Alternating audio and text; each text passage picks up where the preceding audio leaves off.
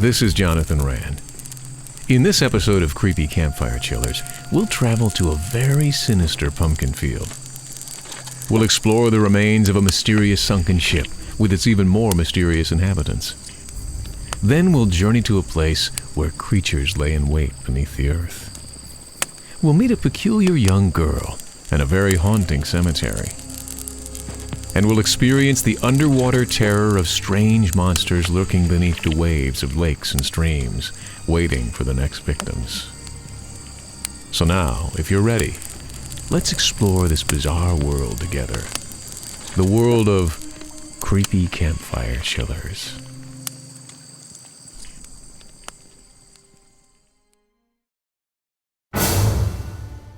The Pumpkin Field.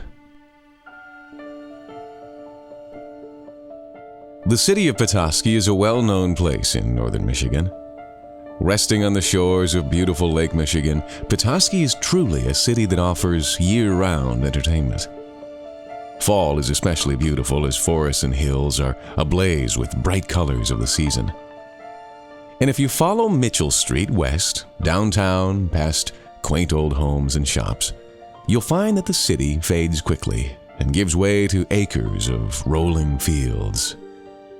It is here, on the outskirts of this quaint town, where a truly horrifying occurrence takes place each year from late summer to early fall.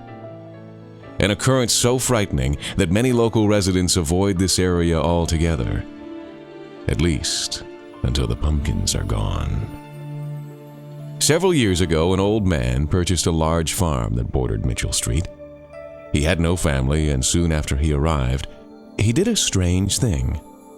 He built a 7-foot fence all around the farm. The fence was tall enough so that people passing by couldn't see on the other side. A large gate guarded the driveway, preventing unwanted visitors. And nothing seemed to happen at the farm until the month of October. In October, the gate in front of his driveway opened.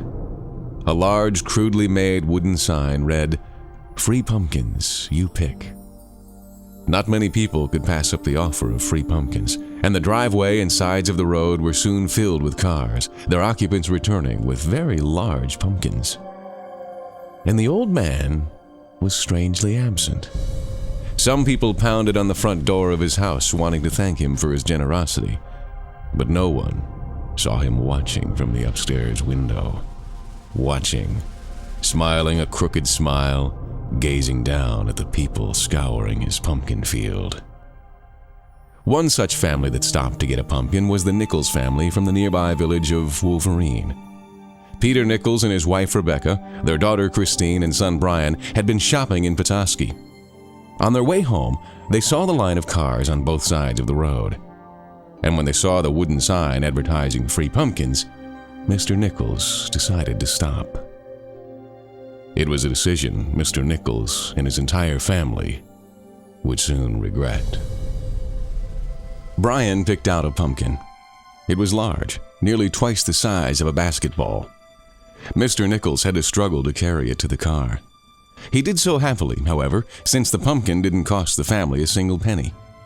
On the ride home, Christine and Brian argued about what kind of face to carve in the pumpkin. Christine wanted a smiling, happy face, while Brian wanted a pumpkin with beady eyes and sharp teeth. In the end, Brian won out, and it was decided that the pumpkin would have a scary face, but not too scary. The Nichols had no idea just how scary their pumpkin would turn out to be. Upon arriving home, Mrs. Nichols prepared a place on the porch to carve the pumpkin. She spread out newspapers, and Mr. Nichols carried the large pumpkin from the car and placed it on the papers. A sharp knife was retrieved from the cupboard in the kitchen. Mr. Nichols carved a large hole in the top of the pumpkin, and the four took turns removing the cool, wet, seed-filled goo. When this was finished, they again took turns carving the pumpkin. Mr. and Mrs. Nichols carved the eyes, Christine carved the nose, and Brian carved a sinister, toothy grin. When a candle was lit and placed inside, all agreed that the pumpkin looked quite frightening. After a while, the candle was extinguished, and Mr. Nichols brought the pumpkin inside and placed it near the fireplace. And the Nichols family went to bed. But the very next morning, would bring a strange discovery. The family arose and had breakfast, but when Mr. Nichols walked into the living room, the pumpkin was no longer sitting next to the fireplace.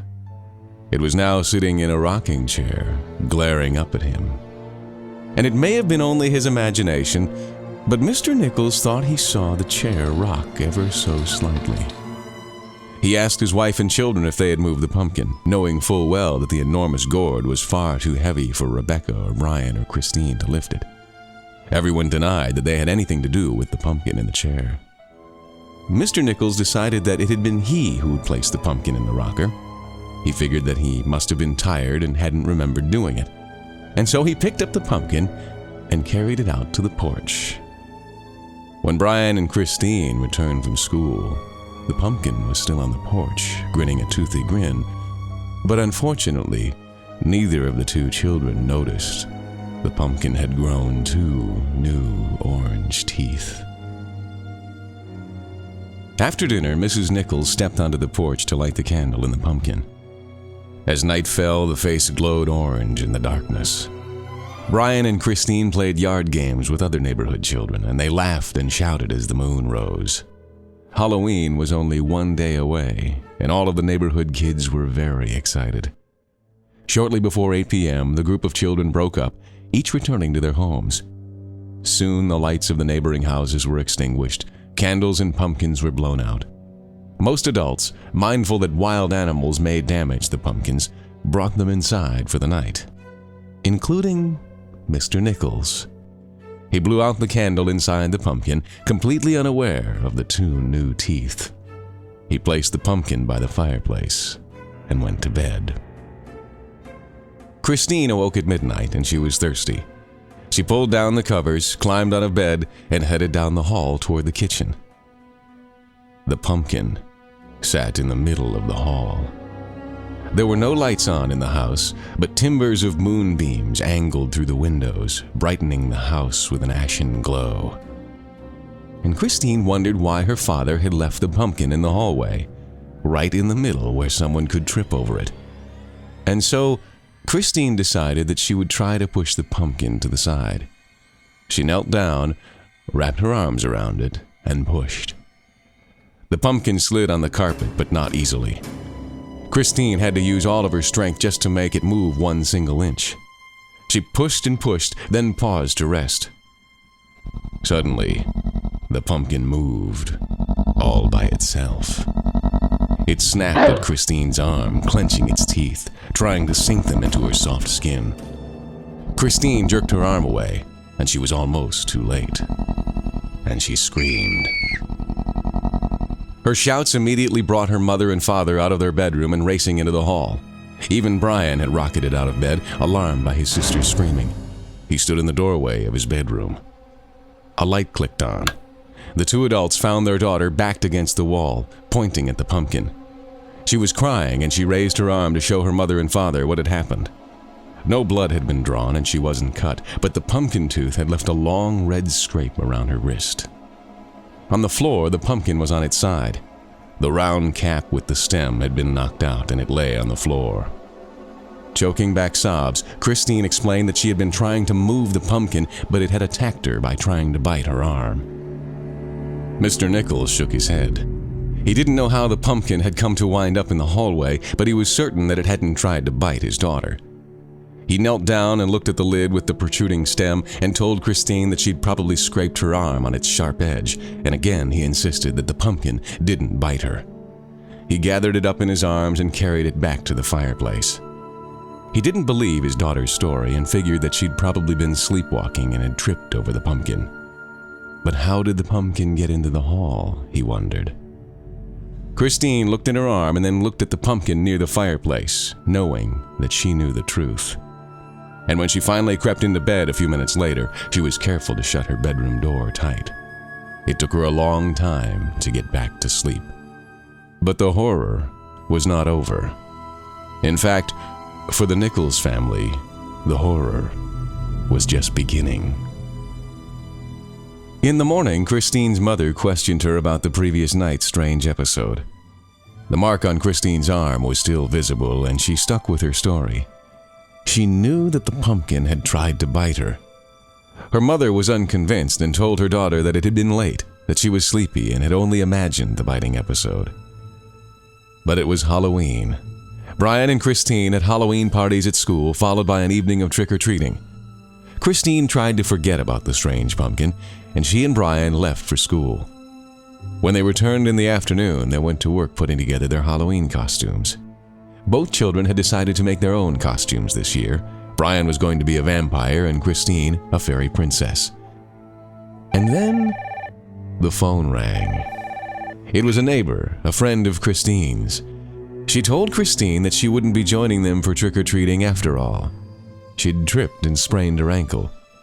When she explained to Christine how she had tripped, Christine gasped. She had tripped over a pumpkin in the yard. A large pumpkin, she had said, that didn't belong to her family. The sun sank beneath the trees, and Brian and Christine headed out to meet their friends. However, as the group traveled from house to house, they couldn't help but notice the pumpkins glowing on the front porches.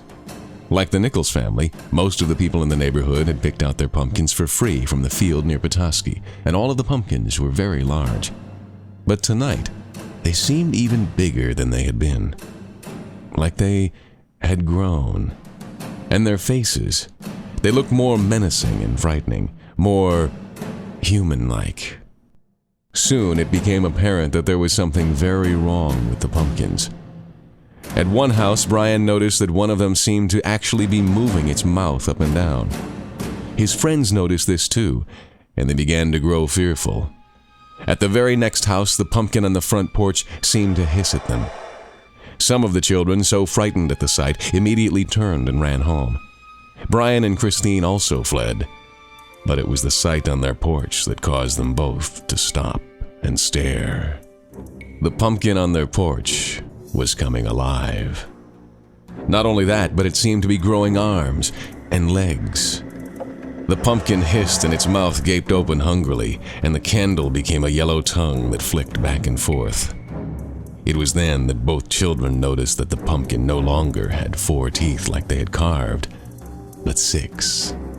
The pumpkin had 2 new teeth. Teeth they hadn't carved. Suddenly, the front door opened and Mr. Nichols emerged. He saw his 2 children in the yard, staring toward the house. Then he turned to see what they were looking at. Mr. Nichols was horrified. The struggling pumpkin was only a few feet away, and suddenly he leapt forward and kicked it off the porch. It tumbled into the grass and emitted a terrible shriek. Then Mr. Nichols bolted from the porch and again kicked the pumpkin. The gourd broke open, scattering chunks and clumps. He kicked at the pumpkin until it was in several pieces. The pumpkin, now completely destroyed, stopped moving. The children ran inside, followed by their father. Mr. Nichols called a few neighbors, and they too had explained that strange things had started happening with their pumpkins. Pumpkins they had picked out for free from the large fenced-in field on the outskirts of Petoskey. So Mr. Nichols decided to find out what was going on. He got into his car and drove back to the field to confront the strange pumpkin farmer. When he arrived, the farmer's house was dark. The gate was closed, but it wasn't locked, and Mr. Nichols got out of his car, opened the gate, and walked up to the shadowy home. But before he got there, he was distracted by a noise from the field. He turned. In the field, hundreds of pumpkins, still on their stalks, were coming alive. They were thrashing about, tethered to their vines, and seemed to be struggling to break free. In the dim light of the moon, he could make out grotesque faces and vines that appeared to be legs and hands. Mr. Nichols was terrified. He ran up to the dark house and pounded on the front door. Inside, a tiny light blinked on, and the door slowly creaked open. The silhouetted form of a man appeared, but it was too dark for Mr. Nichols to make out any features. In a panic, Mr. Nichols asked the man what was going on. The man seemed perplexed, as if he didn't know what Mr. Nichols was talking about. There was a long pause. Nearby, in the field, Mr. Nichols could hear the moans and groans of hundreds of pumpkins. And then, the strange man spoke. "My children," he said. "All of them. On Halloween night, and only on Halloween night, they come alive. They come alive and want to leave their vines and wander the shadows, but they can't. They can't because the poor deers are anchored to the ground by their stalks and roots." Mr. Nichols asked about the other pumpkins, the pumpkins that many area residents had picked for free and taken home. "Ah, yes," the man said. "If they are not destroyed by midnight tonight, they will escape into the night. They will vanish, but they will remain alive to haunt the forests and hills." Suddenly, a light blinked on, and now Mr. Nichols could see the old man. And what he saw made him recoil in shock. The old man's face was that of a carved pumpkin. His skin was orange and his eyes were deep triangles. His mouth, twisted in a carved grin, gaped open. And he began to laugh. The old man began to laugh, a loud, sinister laugh that echoed through the night. Mr. Nichols fled. When he returned home, he went from door to door, explaining what he'd seen. Many people had already witnessed the strange things their pumpkins had been doing, and some had smashed them just like Mr. Nichols had. But he knew there was no way he could inform everyone. At midnight, he returned home, exhausted, and went to bed. In the morning, he explained to his wife and children the bizarre things he'd seen at the old farmer's field. It seemed unbelievable. But later that day, he heard a news report that sent shivers down his spine. Hundreds of people in northern Michigan had reported that overnight their pumpkins had vanished. Many said that strange things had happened to them, like the pumpkins had a mind of their own. But in the morning, all of them were mysteriously missing. Mr. Nichols shuddered and recalled what the old farmer had said. If a pumpkin had been picked and not destroyed by midnight on Halloween, it would escape into the hills and fields to haunt the forest forever. Mr. Nichols tried to imagine just how many pumpkins had vanished, just how many of them were out there, waiting. And if you should travel to Petoskey in October and venture west on Mitchell Street a few miles, you just might come across a large field encompassed by a tall fence. And when the time is right, you might see a sign near the open gate that reads, "Free pumpkins, you pick." It is suggested that you not dare enter the old farmer's field, that you continue on your way, that you leave the field and its pumpkins alone. And if you find yourself in northern Michigan, in the forest after dark, beware. For you might just see a flicker of orange hiding within the shadows, waiting. For no one knows just how many of them are out there.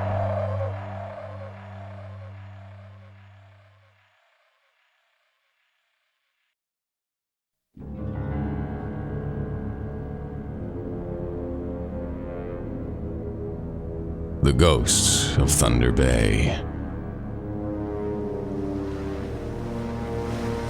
Thunder Bay is a beautiful tract of water located in northeastern Lower Michigan.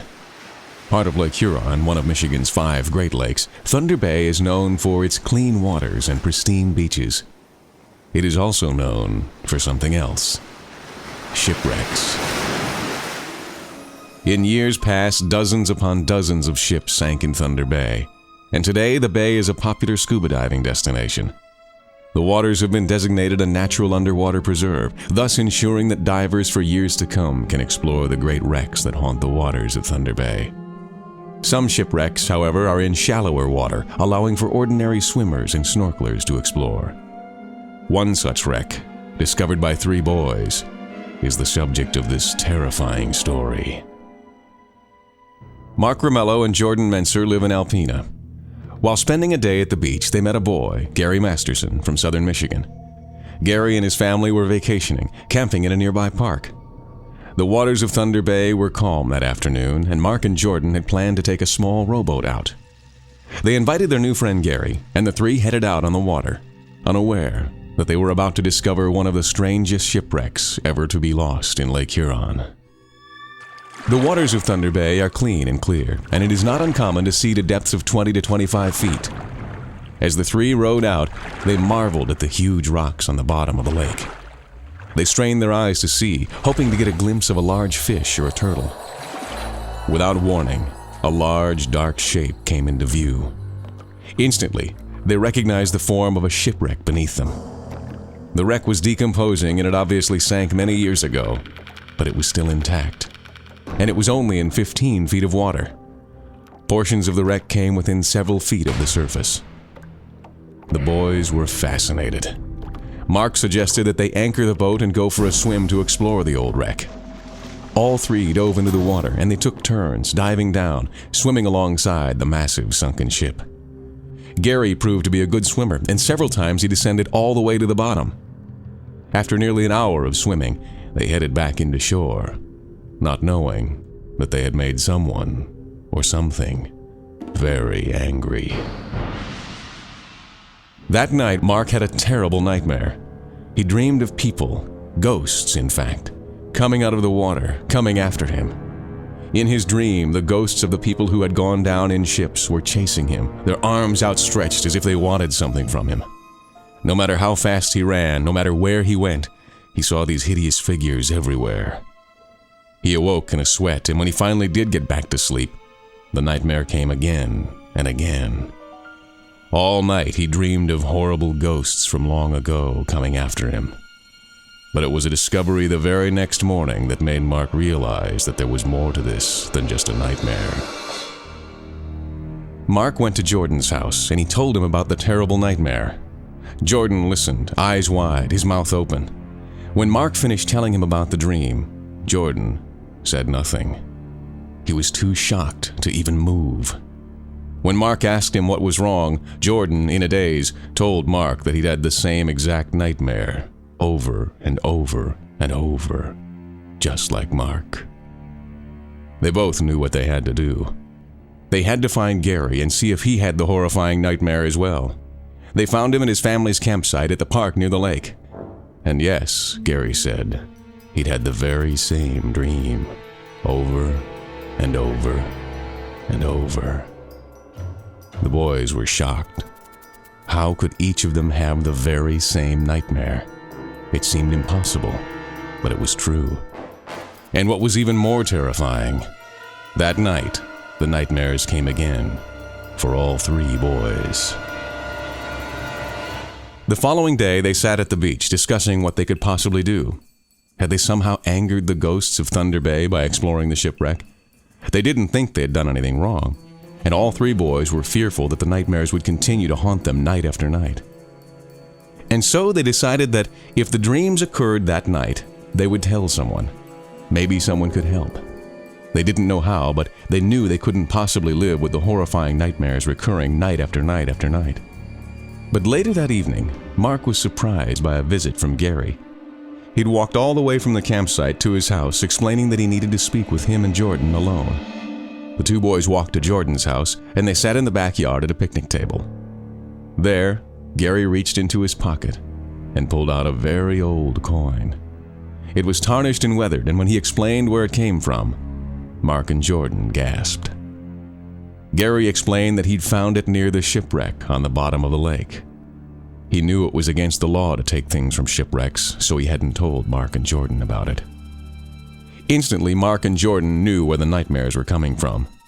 By taking the coin, Gary had angered the ghosts of Thunder Bay. They also knew that there was only one solution. They must go back to the shipwreck and drop the coin into the water where it belonged. Not tomorrow, but tonight. This very moment. The sun would be setting soon, and none of the boys wanted to be on the water after dark. Just thinking about the ghosts in their nightmares was bad enough. But Mark, Jordan, and Gary were about to experience more than just a nightmare. The three boys were about to find out that nightmares and dreams are sometimes real. They raced to the lake where the boat was pulled up on shore and wasted no time heading out into Thunder Bay. Thankfully, the water was calm, as it would take them nearly 20 minutes to row out to where the shipwreck was. The sun was setting quickly and the light was fading. Suddenly, Jordan gasped and pointed. Ahead of the boat, where the shipwreck rested beneath the surface, were the ghostly figures of nearly a dozen people. They were white and misty and seemed to be standing on the water. The boys were horrified. They wanted to turn back, to row back to shore and run home. But they knew if they didn't complete their task of returning the coin, the nightmares would haunt them forever. And so Mark rowed on, closer and closer to where the shipwreck was, closer to the strange ghost standing on the surface.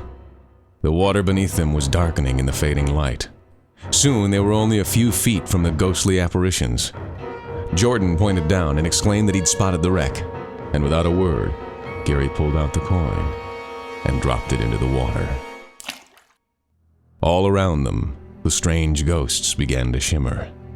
They glowed brightly for a moment, then began to break apart like drifting smoke. The mist swirled and spun, and in a few minutes there was no sign of the terrifying figures that had appeared on the water's surface. That night, the three boys slept, and the nightmares didn't come. Thunder Bay is truly one of Michigan's magical places. Thousands of visitors travel to this area to participate in many outdoor activities. It is still a popular place to dive and explore wrecks, and you needn't be afraid. You may enjoy swimming and snorkeling these clear, clean waters. But if you do, remember, some things are better left untouched. That is, of course, unless you would like to come face to face with the ghosts of Thunder Bay.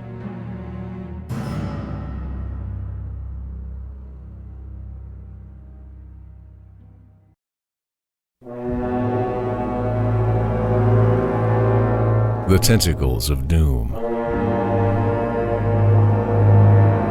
When people think of the largest living creatures that inhabit the earth, many animals come to mind.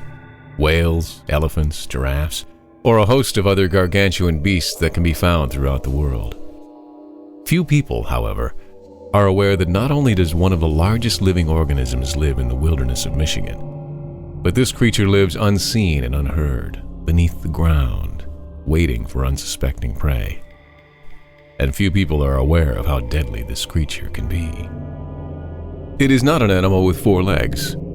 It is not a creature that dwells in a river or the Great Lakes. It is a fungus, a single massive organism living in the ground that is rumored to be the size of a football field, interconnected as one large mass, unseen and unknown, until several years ago. Scientists not only discovered this enormous fungus, but they quickly found out what a terrible threat it poses to those who choose to venture into the woods. This fungus, or creature if you will, wasn't discovered until a few short years ago, and it was discovered in a horrifying way by a group of innocent but very unfortunate campers. A group of 5 friends headed to Marquette, Michigan for a weekend vacation. They were staying at a campground in tents. The weather that weekend was cold and raining, and it was for this reason there weren't many other vacationers at the campground. Most tourists had opted to stay in hotels or motels, out of the weather, where they could be warm and dry. After going to bed on Friday night, the campers awakened to a mysterious sound. It was still raining and the drizzle thrummed on the canvas tent, but the campers had not been awakened by the weather. Their sleep had been interrupted by a different sound altogether. A strange slurping sound, like something large slithering through the wet leaves and grass. Opening the tent flap and turning on the flashlight, the campers were horrified to see a strange, snake-like creature emerging from the ground not far from the smoldering fire. It was brown and long, worm-like, and had no eyes. Terrified, yet curiously fascinated, the campers continued to watch as yet another one of these strange tentacles emerged from the ground, rising into the air above them. Another appeared, then another, followed by still one more. Before they realized what was happening, it was too late. Beneath one of the tents, one of these mysterious tentacles quickly tore through the nylon floor. Frightened and uncertain what to do, the 5 campers tried to flee, but they had waited too long.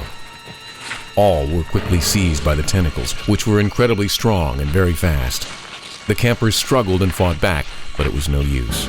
The tentacles began pulling the helpless campers into the soggy ground, and because there were no other campers nearby, their pitiful pleas for help, their screams of agony and terror, went unheard. At the last moment, one of the campers was able to wiggle free and escape. He ran for help, arriving at the main roadway nearly a half hour later, where he flagged down a motorist who drove him to the police station. There, he reported what had happened, and also stated that during his escape while he was running toward the highway, he had encountered numerous more of these strange tentacles, many of which tried to capture him. An investigation began.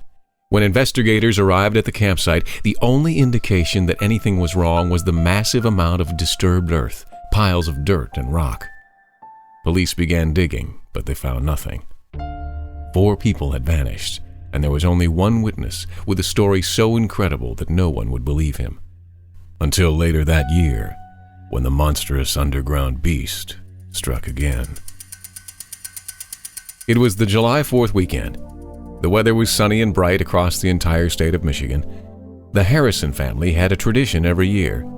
They traveled from their rural home outside of Pontiac to one of their favorite destinations, 12 Mile Beach, a beautiful scenic campground at Pictured Rocks National Park in Michigan's Upper Peninsula. There, they would spend the holiday weekend exploring the park and swimming in the cool, crisp waters of Lake Superior.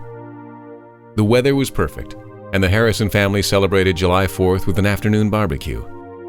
In the evening, after toasting marshmallows and making s'mores, the Harrison family went to bed. The children, 11-year-old Elizabeth and 9-year-old Scott, slept in sleeping bags in a small pup tent, while their parents slept in a larger tent just a few feet away. It had been a long, fun-filled day, and the 4 fell asleep easily. None of them could have possibly imagined the horror they would experience in the very early hours of the next day, a horror that was waiting for them beneath the ground while they slept. Elizabeth Harrison was the first to notice something wrong. It was early. The eastern sky was beginning to lighten, and sunlight would soon be filtering through the trees. The forest was gloomy and quiet, except for the chatter of early morning birds and the chirping of crickets. And then, another sound. Something beneath the children's small pup tent. It sounded like the snapping of a branch, faint and nearly inaudible. But Elizabeth was a light sleeper, and her slumber was often easily disturbed by such soft sounds. Her eyes flickered open, and she stared up into the gloomy darkness within the tent. The sound came again, startling Elizabeth. It was a scraping, swishing sound, much closer now, only a few inches from her sleeping bag. Something was moving beneath the nylon floor of the tent. Slowly, Elizabeth reached out of her sleeping bag and felt around in the darkness. Her hand met something that moved beneath the tent, something that wiggled. Thinking it was a snake, she screamed and tore out of her sleeping bag, leaping through the tent flap and sprawling onto the hard-packed earth. Several feet away, orange embers glowed, the remains of what had been the previous night's campfire. But it was what was around the fire pit that was most disturbing. All around the murky, dark campsite, shadowy tentacles were emerging from the ground, squirming and writhing like giant worms, like the live roots of a tree, reaching up and out, weaving back and forth, nearly a dozen feet into the air. Some were rising into the air and wavering back and forth like the heads of deadly cobras. Elizabeth wanted to scream again, but she was frozen, completely gripped in the vice of sheer terror. On her hands and knees, she could only stare at the shadows of these strange things that were all around her. Her first scream had awoke her parents, and they too had tumbled out of the tent, only to stop and stare, mystified and horrified at the bizarre sight unfolding around them. Scott had been alerted by his sister's scream, and he crawled out of the tent and gasped, terrified by the sweeping tentacles emerging from the ground and reaching for the gray morning sky. Elizabeth struggled to her feet.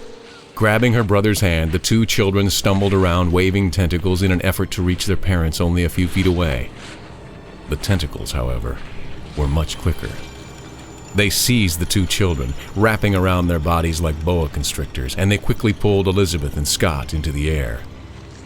Seeing their children in such danger, Mr. Harrison sprang. In a frenzy, he began pounding at the tentacle with his fists, but his efforts were useless. Finally, he was able to grab Elizabeth's arms and pull her from the clutches of the savage, snake-like beast. While mother and daughter quickly hustled to their vehicle, Mr. Harrison grasped one of his son's legs and tried to wrestle him free from the barbaric, twisting tentacle. He was unsuccessful, as the tentacle seizing the young boy was far too strong.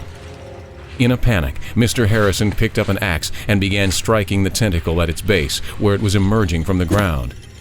If the tentacle felt any pain, it showed no signs of it. Fortunately, after several powerful swings with the axe, Mr. Harrison succeeded in chopping the tentacle in two. It released its grip on the boy, and he fell to the ground.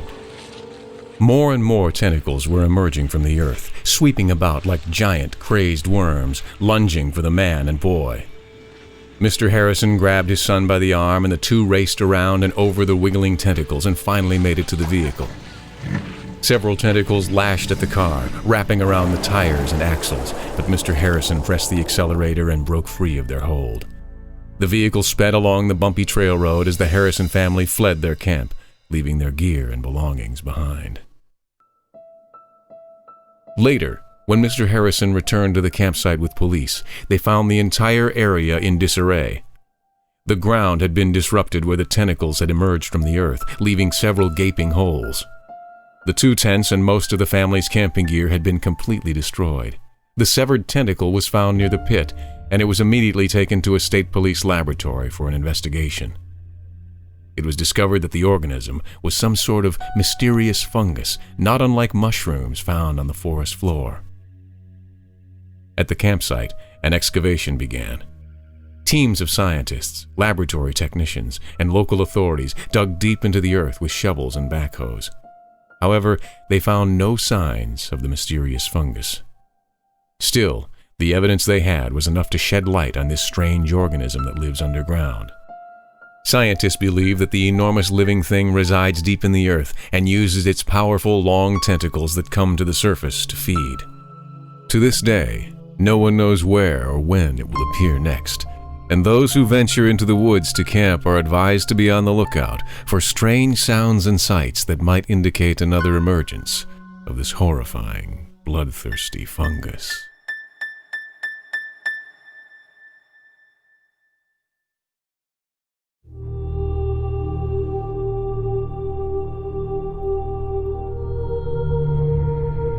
Homecoming. Hannah Whitaker was 9 years old. She lived in an old 2-story gray house at the end of a dirt road called Cemetery Lane. The name of the road was very fitting.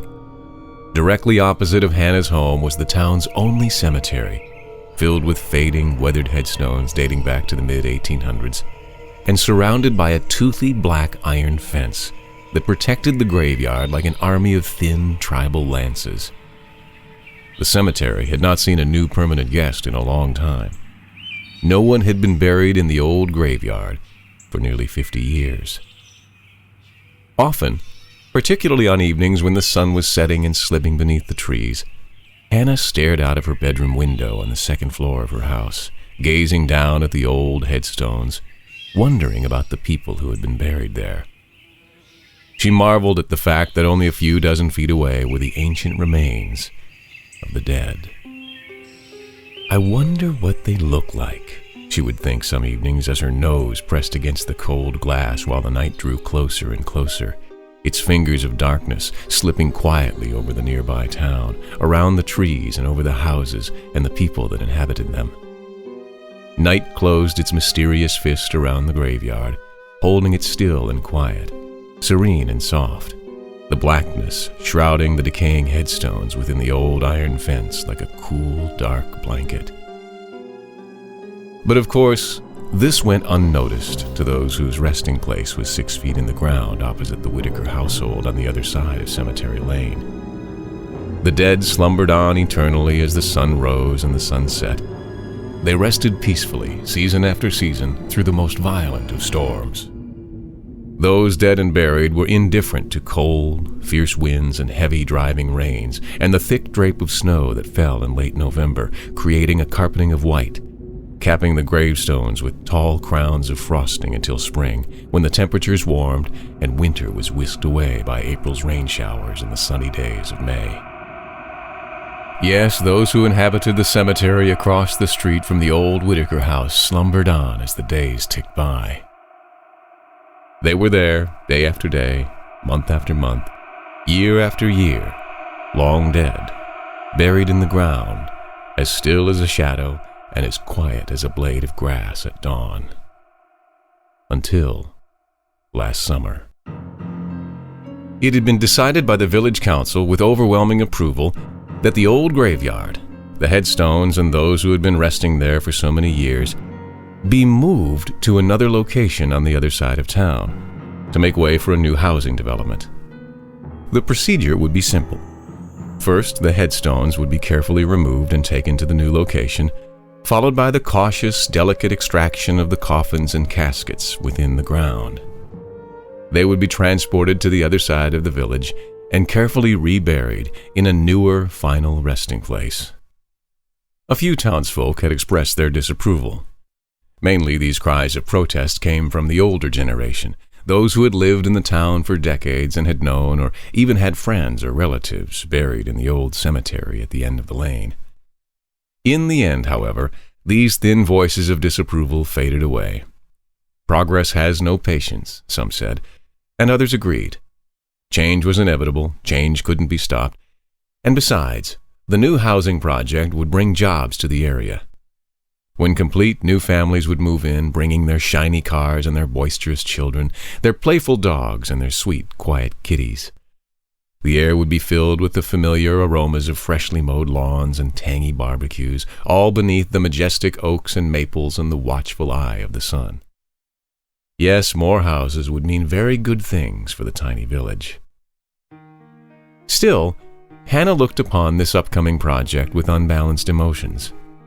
She would miss the quiet afternoons when she walked through the graveyard and looked at the headstones, reading the names of those long since passed, staring at her shoes and marveling that just a few feet below them was a box made of wood or steel or cement, a box that contained what once had been a living, breathing human being, someone who had also walked the earth, much like Hannah, much like her family.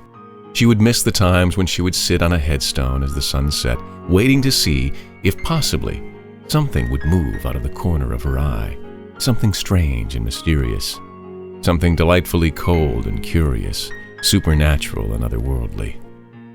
Of course, Hannah saw no such things, but she relished the delicious fright these evenings brought as the sun set, the moon rose, the stars twinkled, and bats flitted through the night sky. All of this she would miss. Still, new houses would mean new people, young people. Perhaps, Hannah thought, new friends. There were no houses near the Whitaker home, and Hannah had no friends her age. She was often lonely and frequently wished she had a friend to share the days with. Maybe someone her age to run and play through backyards, to chase colorful butterflies through even more colorful gardens, and catch wart-covered toads hiding within the shrubbery. For years, as long as she could remember, no one else lived near her home on Cemetery Lane. No young person came knocking on her door, inviting her to play. She could not run to the house of a friend and do the same. New houses would mean new families and new friends, but in the meantime, Hannah was very, very lonely. On June 2nd of last summer, excavation was scheduled to begin at the old cemetery. On June 1st, the night before, Hannah took one final walk through the graveyard. The sun was setting in a carnival of colors in the western sky. The trees were still and meditating, and she felt a hint of sadness, wondering if those in the ground a few feet below would take offense to being moved. Would they mind being taken from their final resting place and deposited several miles away? No, she told herself. They're dead. They're dead, and dead people don't mind. They don't mind at all. The next day, June 2nd, brought a flurry of activity in the form of large yellow trucks, bulldozers with their massive blades, and backhoes with their heavy steel teacups and teeth designed to ravage the earth and dig holes with a frenzy and fury that no human could do with their hands. In no time at all, the headstones had been carefully removed, the graves meticulously plotted so that there would be no confusion as to who would be reburied where and with what gravestone. Much care and reverence was given to those who had resided in the old cemetery for so very, very long. The headstones were loaded on flatbed semi-trucks that slowly crawled up Cemetery Lane like giant diesel-powered caterpillars, bound for a large field on the opposite side of the village. The coffins and the caskets, still nestled in the ground, were the last to be moved. This process, of course, was a more difficult task than the simple removal of the headstones and required several days. Hannah watched, sometimes from the edge of her front yard, sometimes from her bedroom window, her nose and cheek pressed against the cool glass, as the cranes unearthed the heavy boxes and raised them into the air with the aid of great chains. Slowly and methodically, with great care, the caskets and coffins were transferred to waiting flatbed trucks. They were stacked 3 and 4 high, and over a dozen placed on each truck. When the final casket had been loaded and hauled away, Hannah looked at what once had been a green, well-kept cemetery, a graveyard filled with red, white, and blue American flags, colorful flowers, faded gravestones, and gray crosses. None of this remained. The cemetery across from her house had become a large tract of clumped, uneven dirt, bulging here, sinking there. Within weeks, the entire area opposite the Whitaker house would be torn up, trees cut down, new roads made. Homes would begin to pop up overnight like mushrooms after a warm rain. That night, after the final casket had been removed, after the trucks had been idled and set sleeping on the roadside like enormous steel insects, after the workers had gone home to their wives and their children and their suppers and their popcorn and soft drinks and movies, Hannah slipped silently between the vehicles and walked, barefoot, through the cold, clammy, freshly turned dirt. The sun fell. The moon rose. Hannah went to bed. She slept. It was around midnight when she was awakened by something. Just what that something was, she didn't know. A sound? A thirst? She wasn't sure. Moonbeams slipped through her window and painted her bed blue, casting whispers of shadows about her room. She sat up in bed, then stood. Barefoot, she walked across the cold wood floor to her bedroom window and stared down. There, in the gloomy darkness, in the lumps and mountains of dirt that had once been a beautiful, peaceful cemetery, things were moving. Strange things, hazy things, forms and figures moving in the darkness like dreams. Hannah closed her eyes and rubbed them. Then she opened them and stared in disbelief. In the wide space of what once had been an old graveyard, a crowd had gathered. People were milling about, walking slowly, zombie-like through the newly upturned dirt, around the stalled work trucks idled at the edge of the lane. Some were walking on the road in front of Hannah's house and by the driveway. All of these figures were a milky white, and they shimmered in the dull moonlight. Transfixed by horror and amazement, Hannah watched as the crowd continued to grow. More figures arrived by coming up through the ground, rising up through the dirt as easily as if they were slipping through nothing but a curtain of smoke. Most of these ghostly figures appeared to be adults, but Hannah could make out the forms of smaller people, children and young adults mingling among the crowd. Terrified, but unable to turn away from the bizarre scene unfolding across the street, Hannah slowly reached down and opened her window. Cool night air washed through the screen and touched her exposed skin. The sounds of crickets met her ears, nothing more. The ghostly crowd milling about made no sounds at all. One figure, the figure of what appeared to be a young person slowly drifted across the street. Ever so slowly, this figure, barely moving its legs, moved across the driveway and stopped in the front yard of the Whitaker house.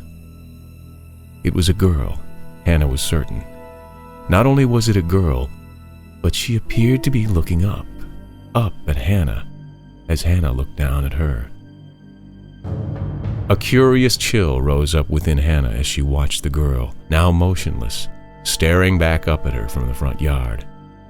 And she couldn't help but to feel that the mysterious figure wanted something.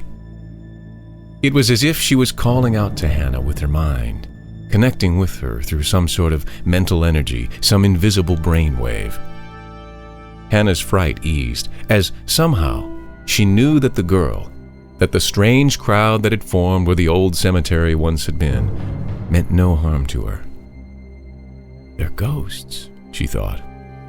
They're the ghosts of those who had been buried in the graveyard. The construction workers moved the gravestones and the coffins, but they're the ghosts that have been left behind. Hannah slowly backed away from the window. She made no sound as she tiptoed across her bedroom, down the carpeted hall, carefully making her way down the stairs, through the living room, and slipping quietly out the front door. The girl that had been in the front yard was now waiting for her on the porch.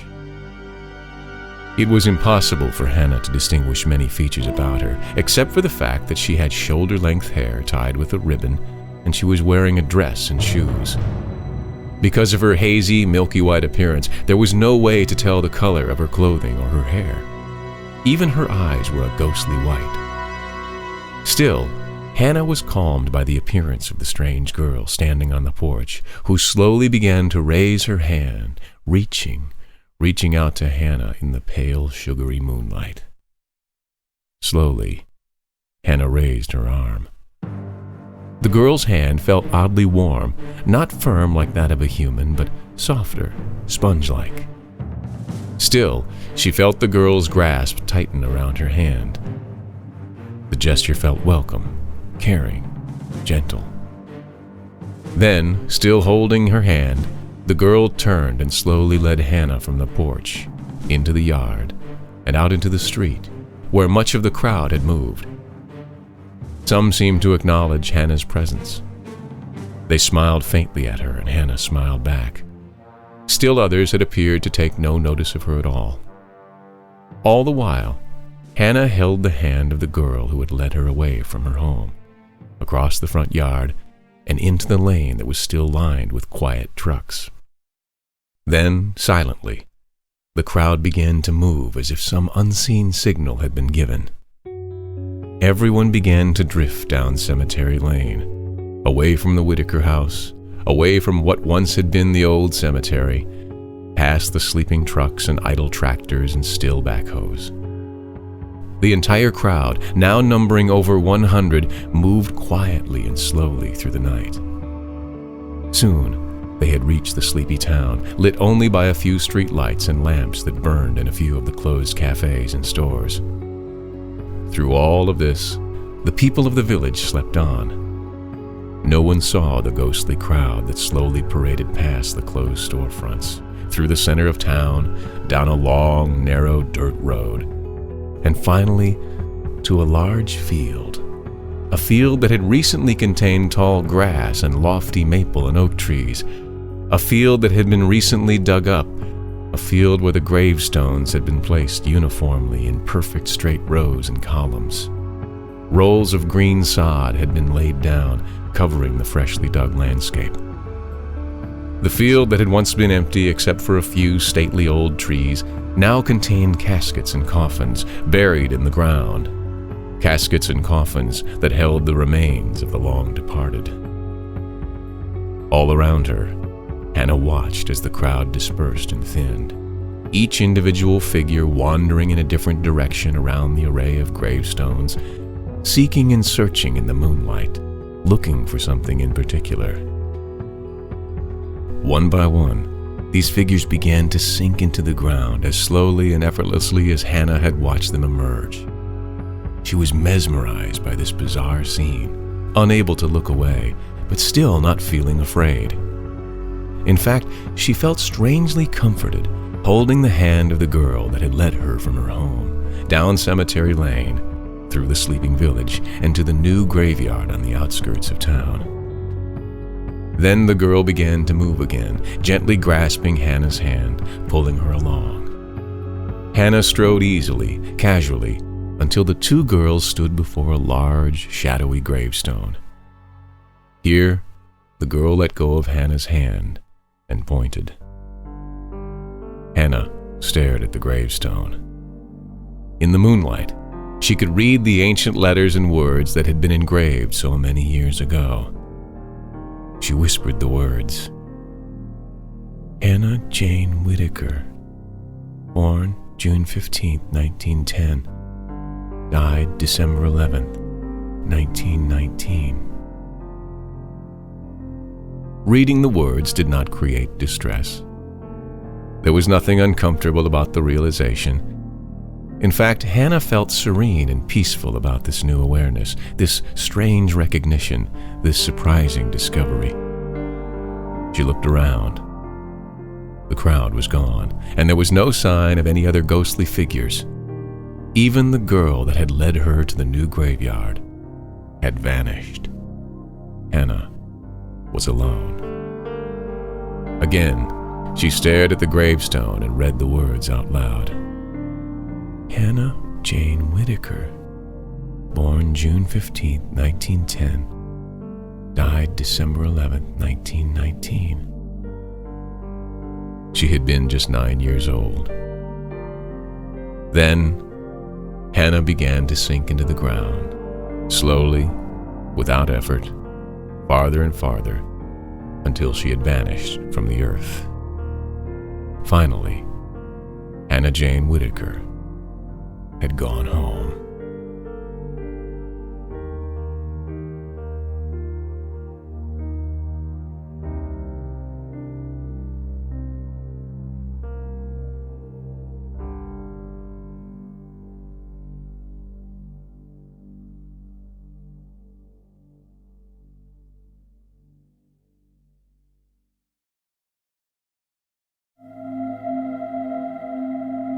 Lake monsters. The first indication that there might be some bizarre, horrible creature inhabiting the waters of Michigan lakes and streams came just a few short years ago. An incident occurred at a beach in Mackinac City on a hot, sunny July afternoon, when many tourists and vacationers had flocked to the park to enjoy the water and fresh air. An 8-year-old girl was swimming in water about 5 feet deep. She was a good swimmer and had been having great fun with new friends she'd met earlier in the day. She was treading water, facing the shore, when something suddenly grabbed hold of her ankle and yanked her violently beneath the waves. She broke the surface of the water, screaming and crying. Her cries for help brought many people to assist. They pulled her to shore, and people stared in horror at the strange bite mark around her foot. It appeared as if a fish or creature of some sort had taken her entire foot within its mouth. The wound was quickly bandaged with a beach towel, and the girl was rushed to the hospital in nearby Sheboygan. Doctors initially suspected she had been attacked by some sort of fish, but no such fish was said to exist in the fresh waters of Michigan. Thankfully, the girl recovered from her injury, although it would be a long time before she would return to the water. Then, later that summer, at Burt Lake State Park near Indian River, another strange attack was reported. A man had been standing in waist-deep water, watching as his children frolicked in the waves nearby. Suddenly, he felt a terrible burning pain just above his right knee. Grabbing his children and rushing out of the water, the man was horrified to discover a large circular bite mark, the size of a softball, on his leg. Like the girl earlier that summer, the man was transported to the hospital in Sheboygan, where he received nearly 24 stitches to sew up the wound. The story received attention in local news, including an article in the newspaper and a short mention on television. Still, doctors, police, and conservation officers were perplexed. The bites on both victims, both the girl and the man, appeared to have been made by the same sort of creature. However, The attacks had taken place in different watersheds nearly 30 miles apart from one another. Were the bites from a fish of some sort? Some sort of strange underwater snake? No one seemed to have the answer. Then, only 1 week later, tragedy struck in nearby Mullet Lake, which is connected to Burt Lake as well as Lake Huron through the Sheboygan and Indian rivers. A woman had been swimming alone beyond the buoys at the beach in Topanabee, a small village just a few miles north of Indian River. The day was hot and humid, the sky overcast and gray, and many people had ventured to the village's quaint lakeside park to enjoy the water and escape the stifling heat. The woman, 28-year-old Brenda McNeil from Farmington Hills, was spending the day with relatives. She was an excellent swimmer, competing in numerous triathlons throughout the Midwest over the past 10 years. Witnesses say she swam out some distance into Mullet Lake, had turned around and was heading back toward the shore when she let out a terrible scream that echoed across the lake. This attracted the attention of those in the small park and beach. Dozens of people watched, horrified, as the woman was violently yanked beneath the surface. She never came up. Several people tried to swim out to her, not knowing what had happened, but they were unsuccessful in their rescue attempts. Several days later, divers from the sheriff's department finally found her body. This time, there were numerous deep puncture wounds in her legs, arms, and torso. Once again, the mysterious creature had struck, and this time, it had been deadly. Still, no one had any clue as to what this strange water creature might be. Some thought it to be a ravenous pike or muskellunge, a type of large game fish found in many waters throughout the United States and Canada. Fish experts, however, disagreed, saying that the bite marks bore no resemblance whatsoever to any type of fish on record. The death of Brenda McNeil was enough for local authorities to post warnings at area beaches. Those brave enough to enter the water were urged to be cautious and on guard, and report anything strange that they had encountered in the water. Weeks went by. No further attacks were reported or recorded. Gradually, more and more people returned to the beaches, to the lakes and rivers. The 3 attacks became distant memories. Summer ended, fall came, and winter settled in. Frozen lakes brought out ice fishermen who sought the various species of fish to be caught during the cold winter months. Ice fishing is considered a relatively safe sport, with only minor injuries brought upon by a careless fishhook or cleaning knife. This winter, however, would be much different. Jim Steele and Robert Bradbury were seasoned ice fishermen. Both retired school teachers, they spent much of the winter months in a small ice shanty on Douglas Lake near Pellston. They knew just the right spot, just the right bait to use, and they were considered 2 of the most successful fishermen on the lake. On January 14th, at approximately 8:30 in the morning, Jim felt a bite on his line. He later remarked that the fish felt a bit larger than the normal 12 to 16-inch fish they'd been catching most of the morning. He began reeling in his line. What happened next is a story that has been told and retold among not only fishermen, but many, many people who heard of the incident. Jim continued to reel in the fish, and it came closer and closer to the hole in the ice. Holding the fishing pole in his left hand, he reached out with his right to grasp the fish, which was a hefty 3-pound largemouth bass. As he did, however, something leapt up through the hole and latched itself onto Jim's arm, swallowing his entire right hand. Both Robert and Jim recalled that the creature appeared to be half snake and half fish, with enormous black eyes nearly the size of golf balls. It was almost 3 feet long, with skin like an alligator, but it had no legs and only one small dorsal fin on its back. While Jim screamed and tried to shake the horrendous beast from his arm, Robert began hitting the creature with the only tool he had, a large, heavy flashlight. With the beast still attached to Jim's arm, Robert wailed away at the hideous, eel-like monstrosity. Finally, the creature released its grip. It fell to the ice in the shanty and wriggled back to the hole, vanishing before Jim and Robert could capture it.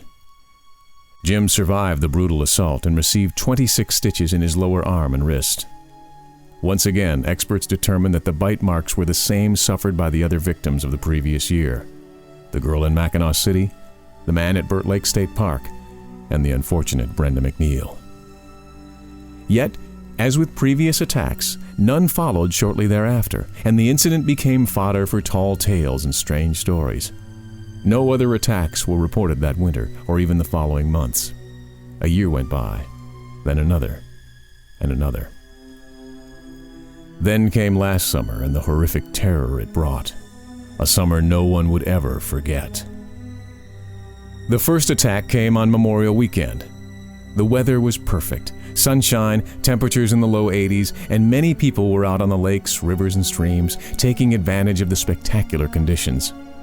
By now, most people had forgotten about the bizarre attacks that happened only a few years previous.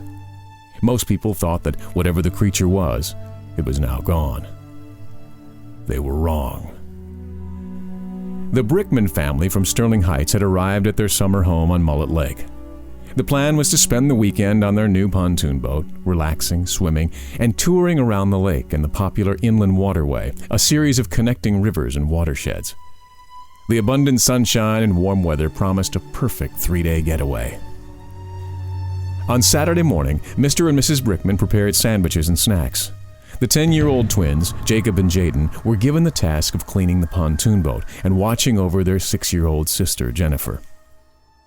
The sun rose above the trees, ducks paddled near the shore, and seagulls began winging beneath the blue sky in preparation for another day. By 9 that morning, the Brickmans' pontoon boat pulled away from the dock. Mr. Brickman set a course across the lake at an easy pace, heading south toward the mouth of the Indian River, where they would follow it until it reached nearby Burt Lake. However, near the center of Mullet Lake, Mrs. Brickman noticed something strange. An aluminum fishing boat appeared to be empty, drifting listlessly on the flat surface. There was no sign of anyone in it. Mr. Brickman altered the course of the pontoon boat. As they approached the smaller aluminum vessel, their suspicions were quickly confirmed. The boat was, indeed, empty. What's more, there appeared to be a long streak of blood along the outside of the boat. While this seemed strange, Mr. Brickman was certain there was a logical explanation. Perhaps the boat had been moored to a dock and had somehow broken free and drifted into the lake. And the red stain on the side of the boat? They couldn't be sure if it was blood, as it could simply be a smear of red paint. But that's when little Jennifer saw something in the water.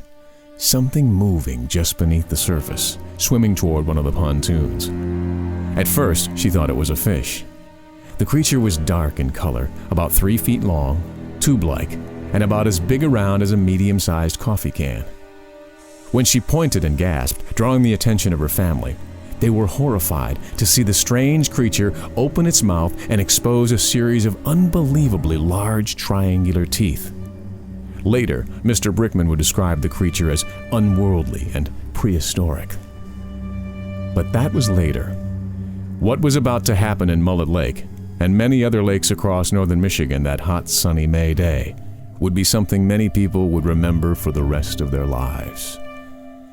There were widespread reports of strange water creatures, some called them monsters, attacking swimmers and boaters. In nearly every lake and river, someone somewhere had been attacked and bitten. Several of these assaults had been so severe that the victims nearly died from loss of blood. All had required treatment that included numerous stitches.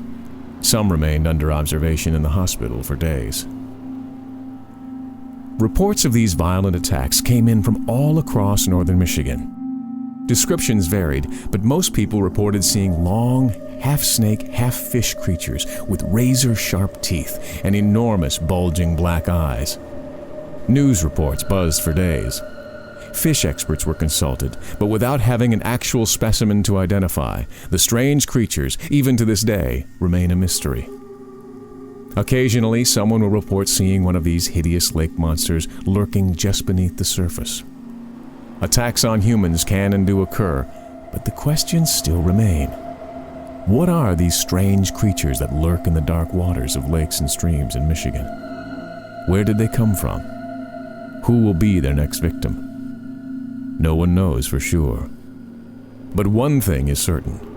In lakes and rivers all across northern Michigan, strange beasts are lurking. Creatures no one can identify. Bizarre lake monsters that are waiting, stalking the waters, searching. for their next victim.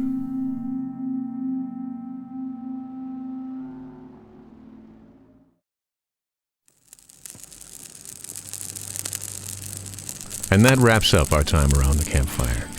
I hope you enjoyed this installment of Creepy Campfire Chillers, and I look forward to our next time together. Until then, you can read free stories online at AmericanChillers.com. This is Johnathan Rand, wishing you and yours a chilling evening.